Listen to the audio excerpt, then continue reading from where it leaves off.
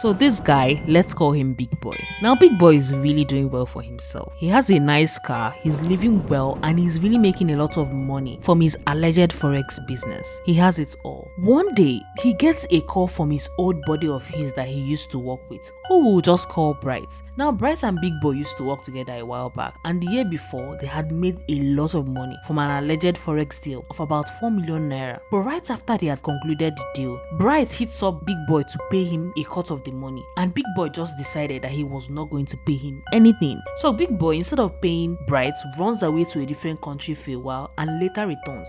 Bright, after all this time, reaches out to Big Boy to join him on yet another forex business. This is the first time Big Boy is hearing from his old friend Bright in about a year. So Bright calls Big Boy and is talking about a business deal that they can do together, talking about resolving their differences and asking if they could meet up later that day. Big Boy agrees and they set a meeting time. Now Big Boy is not stupid and he suspects that Bright might still be upset over the 4 million deal that he screwed him over. So he decides to call another friend who will just call Fortune, and he asks Fortune to join him to see Bright just in case Bright has anything bad in mind for him. Together, Big Boy and Fortune, who live in the same apartment complex, meet up and are about to head out. Now this lady, let's call her Joy. Joy is a final year student and she's going to visit her family. She also happens to live in the same building with Big Boy and Fortune. So here she is just about to head out when she ran into these guys. They offered her a ride and so she just hopped in. Now what happens next is anyone's guess, but somehow Big Boy and Fortune must have asked Joy to come with them for a short visit to a friend, after which they would drive her home. But upon arrival at Bright's place, it became clear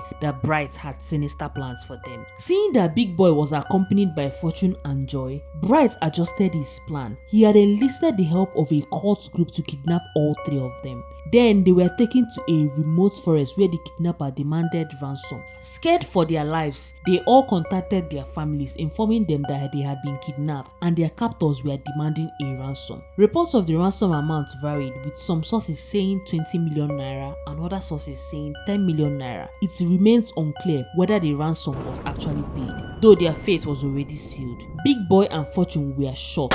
Joy was sexually assaulted before being killed. Police investigations led to the arrest of one of the cult members, Frank, who confessed and guided the police to the site where the bodies were found nearly 3 weeks after their disappearance. The decomposing bodies of the 3 students were discovered in a forest. They had all been brutally murdered. Both Nelson and Fortune had been shot, while Joy had been gang raped and hacked with a machete, then killed. Their bodies were already in advanced states of decomposition and the victims were identified only through their clothes. Frank's confession, Frank being the cult guy, had helped unravel the involvement of the other gang members and shed light on the grim details of the students' final moments. All this happened in Rivers State, Nigeria in 2020, and Big Boy's real name is actually Nelson. This is what Nelson, Fortune and Joy really looked like in real life.